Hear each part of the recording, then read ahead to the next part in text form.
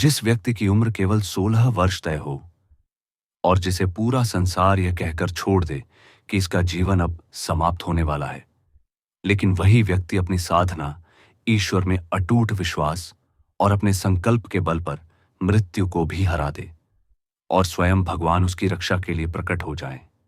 आज की कहानी उसी बालर्षि की है, महर्षि मार्कंडेय की, जिन्हें सदैव चिरंजीवी माना जाता है। नमस्कार मित्रों, स्वागत है आपका हमारे चैनल में। आज हम सुनाने जा रहे हैं वेदों पुराणों में वर्णित एक ऐसी प्रेरणादायक कथा जो हमें बताती है किस्मत बदलती नहीं, बदली जाती है। मृत्यु से बड़ा कोई संकट नहीं और विश्वास से बड़ा कोई अस्त्र नहीं। बहुत समय पहले आश्रमकुंड नाम के महान तपस्वी रहते थे। सालों तक तप किया, लेकिन संतान नहीं थी। एक दिन उन्होंने ईश्वर से प्रार्थना की, मुझे संतान चाहिए, चाहे वह अल्पायु ही क्यों ना हो। भगवान बोले, तुम्हें दो विकल्प हैं, एक बुद्धिमान तेजस्वी पुत्र, लेकिन उसकी आयु केवल 16 वर्ष होगी, या साधारण पुत्र पर दीर्घायु होगा। ऋषि ने कहा, मुझे योग्य पुत्र चाहिए, चाहे उसका जीवन छोटा हो। और फिर जन्म हुआ मार्कंडेय का। मार्कंडेय बचपन से ही असाधारण बुद्धिमान थे।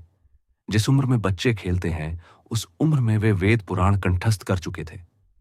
ध्यान में बैठते, मंत्र जपते और आश्रम में देवतुल्य माने जाते। लेकिन उनके माता पिता के मन में एक ही डर था। उनके 16 वर्ष पूरे होने का समय पास आ रहा था। पंडितों ने गणना की, 16वें वर्ष के चैत महीने में अमावस्या की रात मार्कंडेय की जीवन रेखा समाप्त हो जाएगी। माता पिता रोते छिपाते रहे, लेकिन सत्य एक दिन मार्कंडेय को भी पता चला। आप सोचिए, एक ऐसे बच्चे को पता चले कि उसकी मृत्यु तय है, कुछ ही दिनों में, तो वह कैसा टूट जाएगा। लेकिन मार्कंडेय टूटे नहीं। उन्होंने कहा, यदि मृत्यु निश्चित है तो मैं मृत्यु को ही पराजित करूंगा। मेरे जीवन का अंत ईश्वर करेंगे, संसार नहीं। वे शिवलिंग के सामने बैठ गए, रुद्र मंत्र का जाप शुरू किया। ओम नमः शिवाय, ओम नमः शिवाय। रात गुजरती रही, हवा चल रही थी, अद्भुत ऊर्जा वातावरण में फैल रही थी। यमदूत आए। उन्होंने कहा, अब समय पूरा हो गया, हमारे साथ चलो। मार्कंडेय बोले, जब तक मेरा ध्यान पूरा नहीं होता, जब तक भगवान शिव की कृपा नहीं मिलती, कोई मुझे नहीं हिला सकता। यमदूत लौट गए। जब बार बार मार्कंडेय ने आने से मना कर दिया, यमराज स्वयं आए। उन्होंने कहा, बालक, यह ब्रह्मा की लिखी किस्मत है, अपनी आयु पूरी कर चुके हो, चलो। मार्कंडेय शिवलिंग को मजबूती से पकड़कर बैठ गए। यमराज ने पाश फेंका, वह पाश शिवलिंग पर गिरा। अगले ही पल वातावरण कांप गया, बिजली चमकी, भयावह गर्जना हुई और शिवलिंग फट गया।